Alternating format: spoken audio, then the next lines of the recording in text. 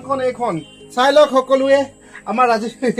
একদম ধুনীয়া ল'ৰাটো একদম ৰাজীৱৰ দোকানখন এইখন দেই আপোনালোকে চাব ধুনীয়াকে দোকান এখন ই খুলিছে মোক কৈছে দাদা মই দোকান এখন খুলিব বিচাৰো আনতকৈ পৃথককৈ থাকিব বিচাৰো কৈছে এজন ল'ৰাই কি হয় আপোনালোকে চক ভৰি এটি তেখেতৰ নাই কিন্তু আজি দিনত হোৱাহেঁতেন বহুতে কিন্তু এইটো সুবিধা এটা ল'লেহেঁতেন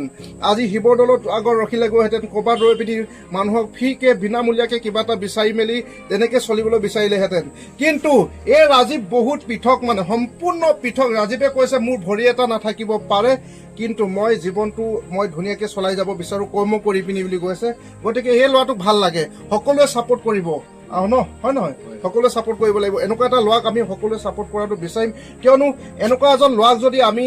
অকণমান যদি সহায় কৰোঁ উৎসাহ প্ৰেৰণা যদি দিওঁ আমাক ভগৱানে চাব আমি 10 টকা 15 টকা 100 টকা 1000 টকা আমি বহুত মানুহক দি থাকোঁ হয়নে নহয় কিন্তু এনেকুৱা এজন উপযুক্ত মানুহক যদি আপোনালোকে সহায় কৰে নিশ্চয় এই ল'ৰাটো উপকৃত হ'ব আৰু আপোনালোককো ভগৱানে আশীৰ্বাদ হিচাপে দিব আৰু